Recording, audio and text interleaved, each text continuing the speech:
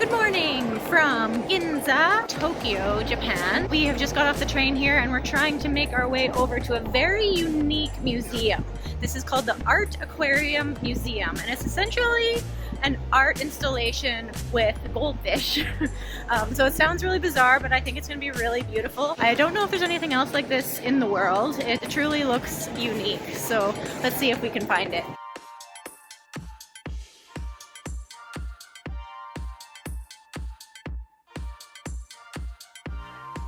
This is our first time in this neighborhood and it's really lively. It seems like a high quality fashion shopping area. First impressions anyway.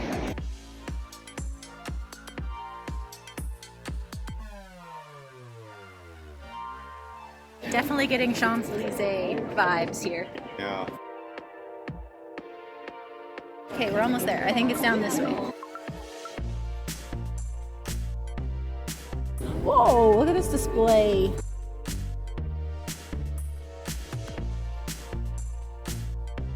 Something along the way to the museum that I really wanted to see is this the Seiko store. I'm not even sure if that's how you pronounce that, but it's a watchmaker's store, I think. And it has this really cool clock on right now. It's just for 1 month here, but it's the coolest clock ever.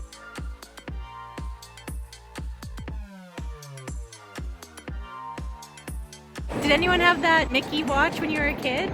It's like the most classic Disney watch ever. And it is on this clock now. It's really cool to see.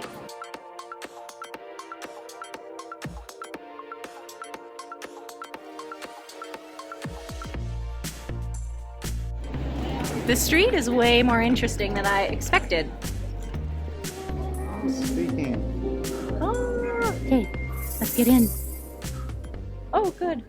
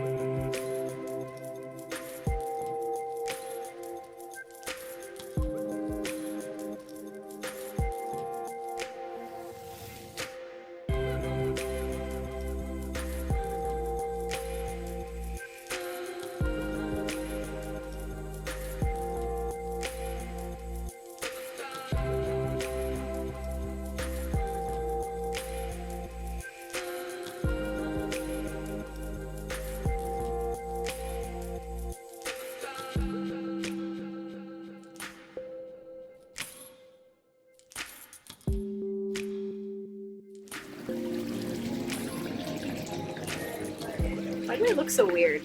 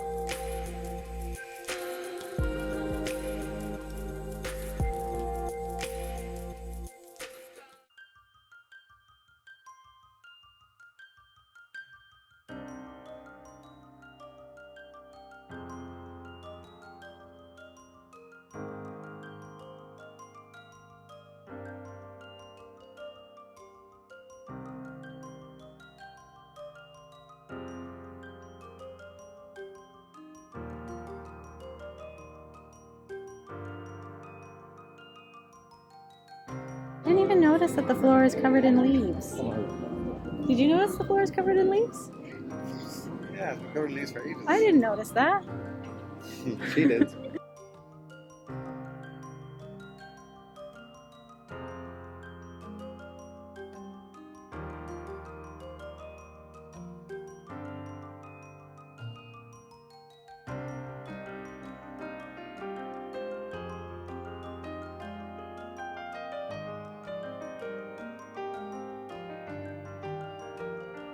No one believed me yesterday when I was talking about the heart being boar eyes. It's a heart-like pattern that has been used since ancient times in Japan to ward off evil and bring good luck. We're in the way of their photo.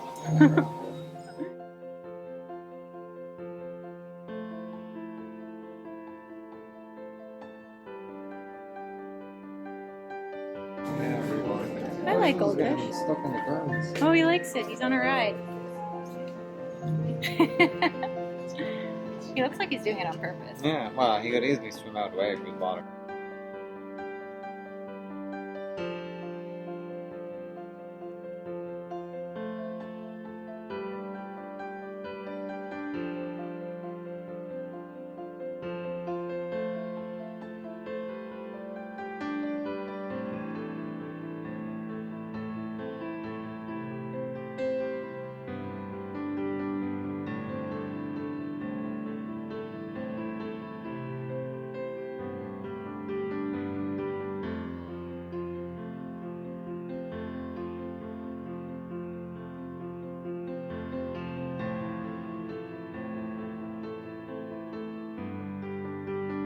All the buildings just look so neat. Well, one of the most unique art installations you've ever seen? Oh yeah, for sure. That's so different. I'm not even to compare it to in my head, you know? It's so true. It's one of its own. It's like an aquarium, it's like an art installation, a museum, all in one. It was very cool. Now we're gonna go see if we can see a Kabuki show. That is like a traditional Japanese theater. Basically, like it goes on all day and you just pay for as long as you want to watch. We're gonna go see how possible that is. Take a look at this theater.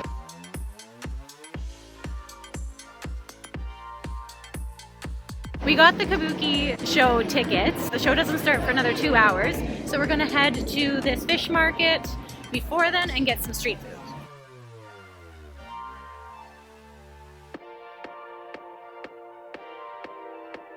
Oh, it's a polar bear. Whoa, what's a polar bear doing there? Got a crocodile. Oh yeah, and like a bobcat too.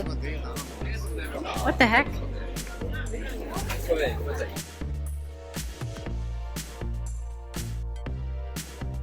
Whoa, this is a tuna.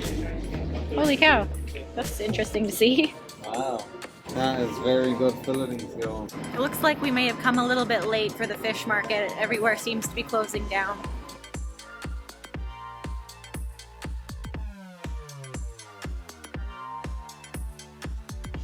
Our Kabuki show starts in about 40 minutes, but we have to line up a little bit in advance because there are no like reserved seats, or at least there weren't any available for the show that we wanted to watch. So we have to line up and grab a seat quickly before all the good ones are taken.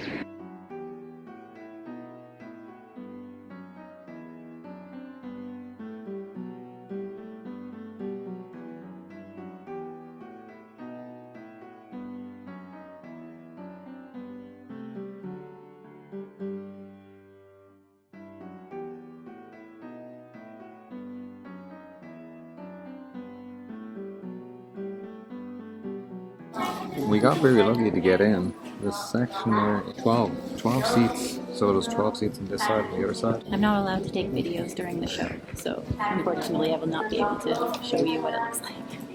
The funny thing is, that was quite the experience seeing that show. Had no idea what was going on whatsoever. Of course everything was in Japanese. The costumes were amazing, didn't you think? costumes were cool. I had everything you expect in a Japanese show with a big samurai, crazy hair. Yeah. The guys in all black, like shadows running around doing bits. Yeah, they were really cool. It was a lot of conversation. No bloody idea. Yeah, we didn't. We didn't understand like a word of what was going on, and like I would say 99% of it was them having conversations. So yeah, we missed a lot of it. It was interesting just to see the costumes and the instruments and stuff, and the singing was like, it was so weird, to be honest with you. But Yeah, even the dialogue. It was never like a dialogue. It was always like, "Oh, me show," and then they would like. Hey, you could have a career. Yeah, I as a swear to God. Kabuki Like, I mean, actor. there was no actual dialogue. It was just Yeah. like super, super dramatic statement. Yeah, it was like soliloquies. Certainly very interesting experience. I don't regret it, but like I almost wish we would have got the English audio guide with it, because then we would have at least understood what was going on. I think the audio guide just explained, oh, the samurai has walked into the room. No, I think it's saying what they're saying. No, it's not. No, it specifically said it's just like a scene description. Oh.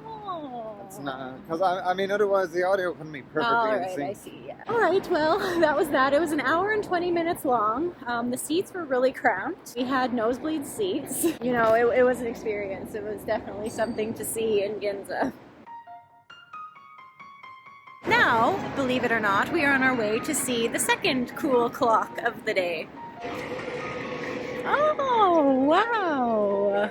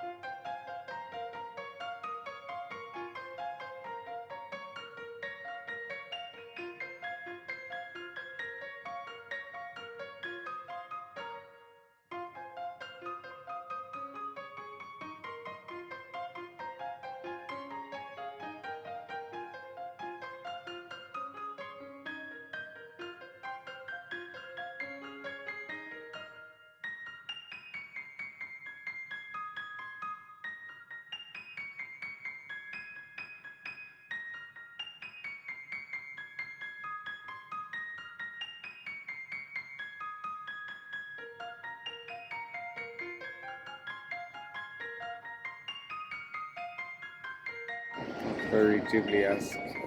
That was extraordinary. This is called the Hayao Miyazaki Clock. I think that's how you say it. He's one of the creators of the Ghibli movies, as you can probably tell. Very cool. Totally worth the run over here, wasn't it? As far as we made it. Well, it was early.